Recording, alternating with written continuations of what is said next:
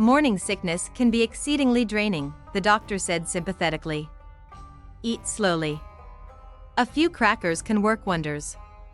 There are a few effective methods to reduce the nausea, which are covered in one of the pamphlets I gave you. If natural remedies don't work to alleviate the symptoms and the nausea is persistent throughout the day, come back and I'll prescribe a safe antiemetic. Don't purchase over-the-counter medicines, as they can be harmful to the baby. The doctor rambled on for a bit longer, talking about the changes Cleo could expect in her body, suggesting reading material, and finally warning that if she opted for termination of the pregnancy, she shouldn't wait too long. The doctor eventually stopped talking long enough to give Cleo a very thorough physical exam, with a urine check, blood test, a PAP smear, and so many other invasive little pokes and prods that Cleo eventually stopped listening to the doctor's explanations about what she was doing and why. She just wanted to go home and pretend this day had never happened. When the lengthy prenatal exam ended, the doctor sat them down once again. Vivian, my receptionist, will schedule your next appointment. We'll do a dating ultrasound just to make sure we have an accurate idea of the baby's due date. After that ultrasound, I'll expect to see you once a month, she said. But once you've recovered a little from the shock, please consider contacting one of those single mother groups I spoke about earlier. It could help you with your decision-making. Cleo kept her eyes on her plate throughout the late lunch Blue had dragged her to. She was vaguely aware of Blue calling her boss to say that she would be late back to the office, and Cleo felt a pang of guilt for keeping the woman away from her work. But at the same time she felt wholly incapable of functioning in any normal capacity. I don't know what I'm going to do, she whispered, after half an hour of staring at her healthy green salad going limp in its bowl. Blue reached across the table and gave her hand a reassuring squeeze. Luke and I will always be here for you, Cleo, she said, and Cleo groaned. Luke is going to be so disappointed. Her brother loved her and would support her through whatever decision she made, but he would want more for her than this. 27 years old and accidentally pregnant? This was what they would have expected from her during her rebellious teen phase, not now that she was finally getting her life sorted out. Despite still desperately clinging to her dancing, she did enjoy her new job. She found it challenging and interesting. Mr. Whitman was worlds away from Dante as a boss, and he was happy to train her as they went along. He was also exceedingly grateful for the introduction to Mrs. Clark. The two had now been on 3 dates and were already talking about the next one. She hadn't seen or heard from Dante Damaso since that last day in his office. Well, she had seen and heard of him. Seen him in magazines and newspapers with a different leggy beauty on his arm in every picture, and heard chatter about him around the office. But it was like she had never really known him, never spent hours in his bed, never experienced absolute sexual bliss in his arms. It had started to take on a fairy tale, dreamlike quality in her mind, like it hadn't really happened. But now this baby proved it had happened, and it had very real consequences. So the dad is definitely out of the picture? Blue asked hesitantly. Very much so, Cleo responded in a voice that encouraged no further questions. But Blue had known her too long to be put off. Are you going to tell him about the baby? She pushed. I don't know. It depends on whether I decide to keep it or not. But if you don't want it, he might, Blue pointed out. Cleo considered that for a moment before thinking about Dante's jet-setting lifestyle and the constant stream of women parading through his life, and knew that the last thing he would want was a baby to cramp his style. He won't want it, Cleo said definitively. How do you know that? Look, he and I may not have been serious, but I know him better than you do, Blue. He won't want this baby. So which decision are you leaning toward? I don't know, Cleo admitted miserably. I just don't know. You still have some time to think about it, Cleo, Blue murmured. You don't have to decide right at this moment. I feel so stupid. It was an accident. These things happen to teenagers, not to grown women who should have their crap together by now. I've failed at everything else, Blue. Imagine how spectacularly I'd fail at motherhood. This poor baby doesn't stand a chance with me as its mother. That's nonsense, Blue dismissed, showing rare signs of anger. You're kind, considerate, loving, generous with your affection, and while things haven't always gone your way, you found ways to cope. You have always bounced back and found a way forward. You'll do the same this time. I've been completely directionless since I stopped dancing, Cleo confessed quietly. I've felt so lost and I've tried to hide it, but even though it has been years, I still haven't found anything to fill the void it left in my life. I've even considered becoming a dance instructor, but I don't know if I can stand to teach others to do what I no longer can. How pathetic is that? To think that I could be jealous or resentful of some talented young dancer just because I lost my opportunity to be the best at it. It makes me feel petty and small and ugly. How could I ever be a good teacher if I don't want my students to soar higher than I did? Cleo, I love you, but sometimes you frustrate me so much, Blue said. I can't talk to you when you're in this mood. I can't listen to you beat yourself up over things that are completely beyond your control. Eat your lunch and tell me how the living situation with Cal is going. Cleo grimaced, the change in subject adding to her depression. That bad, huh? Sometimes it's so draining to have him around. And it would be worse now with all this on her plate. His self-centeredness was so frustrating. He hadn't even noticed how ill she'd been feeling recently. Cleo knew that she had once been as egocentric as Cal and was grateful that she had developed enough self-awareness to appreciate that the world did not revolve around her. Cal, at 32, had still not come to that realization, and Cleo doubted he ever would. Have you considered asking him to move out? Blue asked tactfully. He has nowhere else to go. Cleo, sometimes you have to think of your own needs, Blue pointed out, and Cleo scoffed. I spent most of my life being selfish and thinking of my own needs, to the detriment of others. When I look back on how I was, how much I took my grandparents and Luke and everything they sacrificed for me for granted, I'm so ashamed. When you met Luke, he was taking care of my grandparents 24/7, he only ever took time for his studies. He used to beg me to come home, to come and visit my grandparents. Cleo kept her eyes downcast as she spoke. She knew that Blue had probably heard all of this from Luke, but knowing her brother, he had sugarcoated the facts, and right now, Cleo wanted her friend to hear the ugly, unadorned truth about her. And I never did. I was always too busy, having too much fun, practicing too hard. I made excuses not to visit because I didn't want to deal with their constant disapproval. I always felt like nothing I did was right, so I stayed away and left Luke to deal with it all, and only toward the end did I finally relent and visit them. She choked back a sob. And they were so old and so obviously dying, but they were so grateful. Her voice broke on the word as tears seeped down her cheeks and dripped into her salad. Just so grateful and happy that I'd come to visit them. There were no recriminations, only warmth and love and pure happiness. And I felt like such an imposter, their beautiful little ballerina who was so ugly on the inside.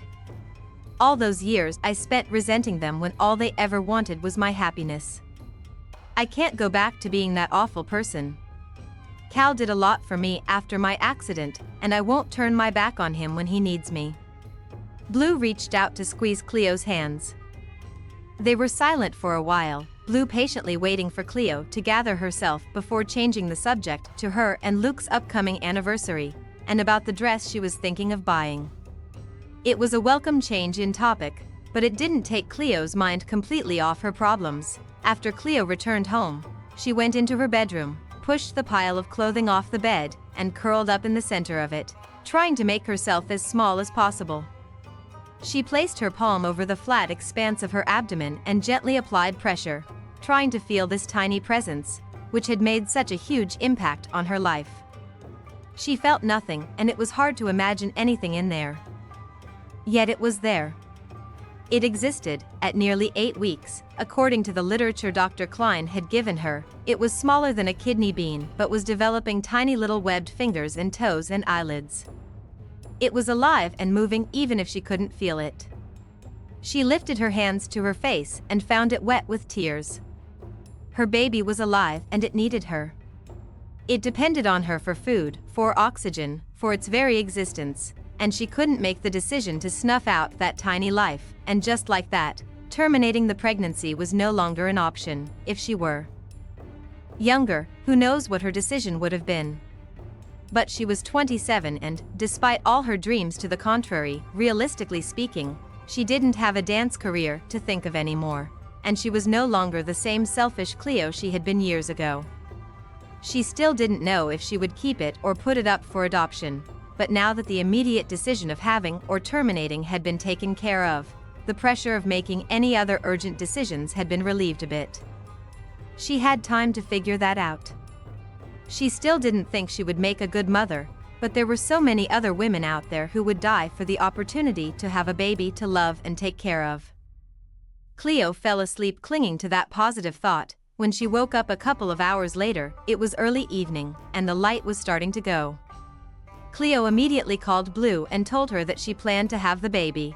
I know it couldn't have been an easy decision to make, but Luke, your friends, and I are all here for you. Blue's warm voice washed over her, soothing her and making her feel so much better about the choice she'd made. How do I tell Luke? Cleo wondered miserably. Your brother will understand. He's not entirely unreasonable, you know? The other woman teased, and Cleo made a sound that was half laugh and half sob. He'll be gutted. He'll get over it. I'm coming to see you guys. I think it's best to get this over and done with, Cleo decided. No. We'll come to you. I'd just feel better if you weren't driving in these conditions while you're so distracted, Blue said firmly, and hung up before Cleo could protest.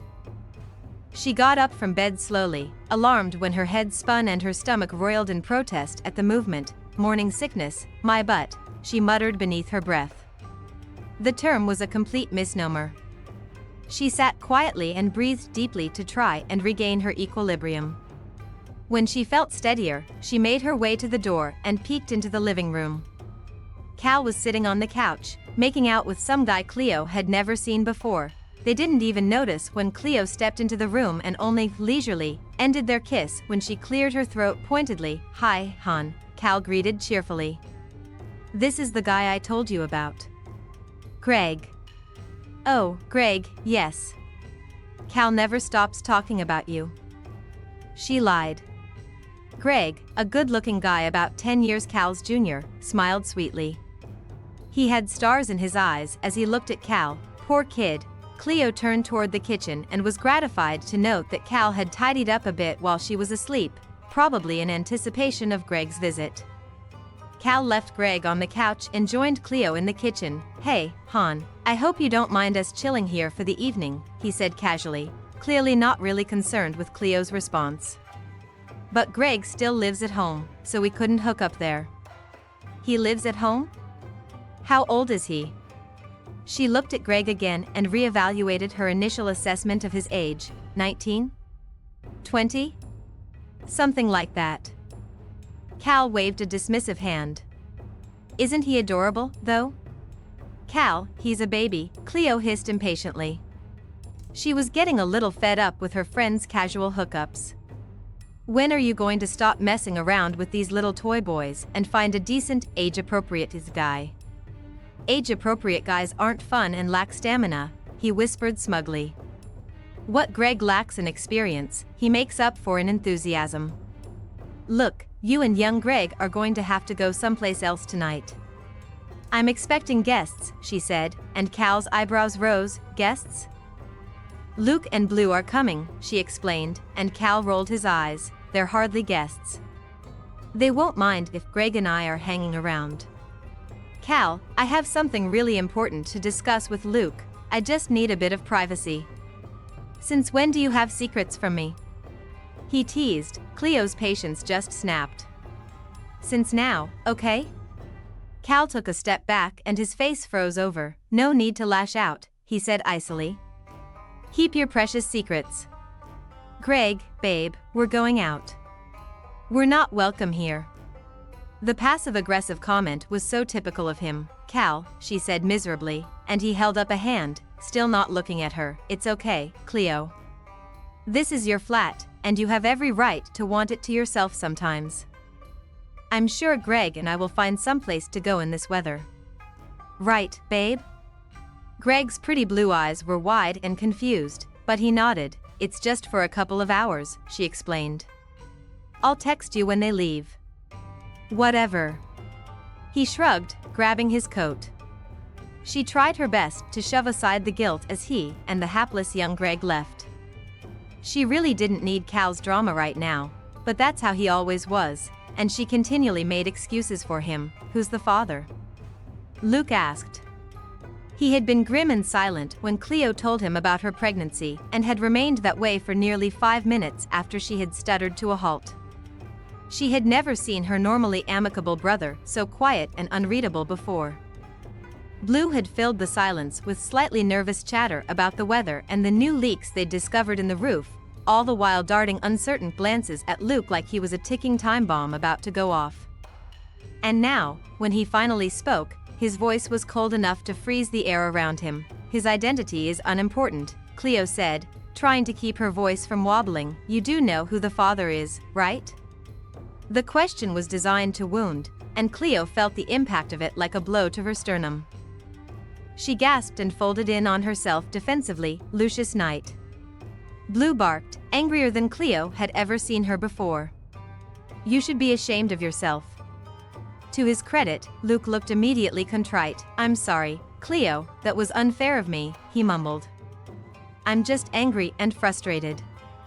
I hate to see you in a situation like this, with the loser who got you pregnant having zero accountability. It's my choice, Luke. He nodded curtly, his jaw tight. He still looked angry and disappointed, and it killed her to have put that look on his face. So you're having it but not sure if you're keeping it?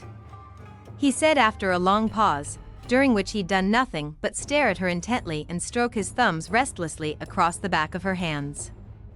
Yes. When do you think you'll know? I'm not sure. I have no feelings about this baby one way or another. I just feel trapped and confused and scared and so stupid right now. Her voice was thick with tears. Oh, Patty Pan, Luke sighed and dragged her into his arms for a comforting hug. The childhood nickname, one he'd come up with because she hated her full name, brought tears to her eyes, and she sobbed into his chest, suddenly feeling years younger than her age. We'll figure this out. I promise you that. Cleo allowed herself to lean on him for a second longer, knowing that her big brother would always have her back. She had never loved or appreciated him more than in that moment. Chapter 6. Cal was still pointedly ignoring her when he returned to the flat, sans Greg, much later that night. Hey, Cleo greeted tentatively, even though she found his wounded air annoying. Oh. Hey, he replied, as if he'd only just noticed her sitting on the lone chair in the living room, an overstuffed monstrosity that she'd purchased at a thrift store. So. I'm pregnant, she blurted, and he froze on his way to the bathroom. He turned to face her, his mouth gaping and his eyes just about popping out of his skull. Shut up. You're shitting me, right? He always got so American teen when he was surprised by something. It was equal parts endearing and exasperating. Oh my God. No wonder you've been such a bitch lately. Wow, thanks, she said with a grin. She couldn't help it, his irreverence and honesty always made her smile. Well, you have. He forgot all about his need to go to the bathroom and sank down onto his sleeper couch opposite her chair. Are you keeping it? I don't know. Are you thinking about terminating the pregnancy? I was thinking about it, but decided against it. It's not a choice that sits well with me, not at this point in my life. Fair enough, he said. So adoption is still in the cards? Yes. Have you considered telling the DA? Oh my God, is Dante Damaso the father? His voice rose dramatically on the last syllable, and she winced. What do you think? I think you should keep the kid and let baby daddy fork out loads to take care of you both, he said, as if she were crazy to even consider any other option. Yeah. No. I'm not that mercenary. Did you get pregnant deliberately? Cal asked pointedly. Of course not. It was probably a stupid faulty condom. And who, pray tell, took care of the condoms? He did. Then why are you stressing about this? You didn't ask to get pregnant. This is as much his fault as it is yours, more his than yours. In fact, you trusted him to take care of your protection. I mean, you could have caught all kinds of nasty diseases because of that one dodgy condom.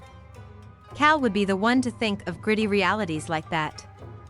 But Cleo didn't think she'd caught anything other than a bad case of pregnant from Dante. The man was too fastidious. The doctor tested for those today, she said listlessly, remembering Dr. Klein explaining what some of the blood draws were for.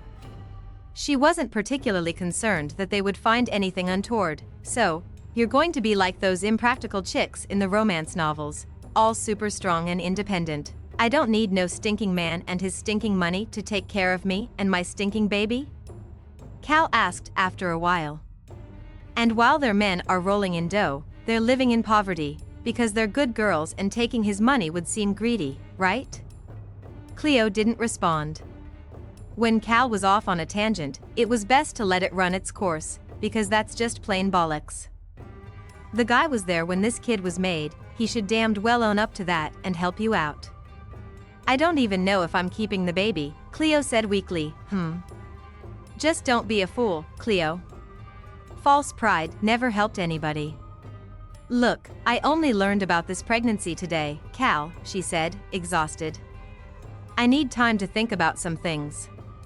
Yeah, and one of the things you need to think about is the fact that this baby's father isn't exactly impoverished, and if you wanted to keep it, there's no reason he couldn't support his child. Enough. She held up a hand and rubbed her forehead with the other hand. She was developing a splitting headache. I'm going to bed. Good night.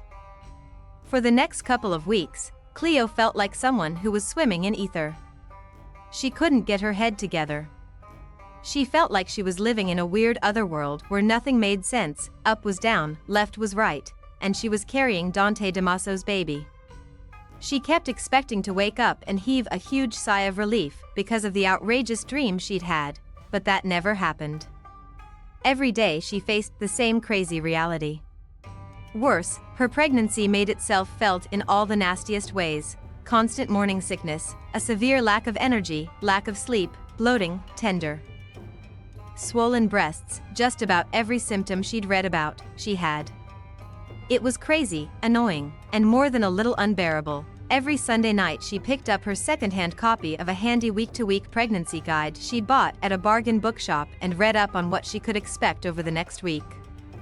She found it fascinating how fast the baby was developing every week, but she found the changes in her body slightly less fascinating.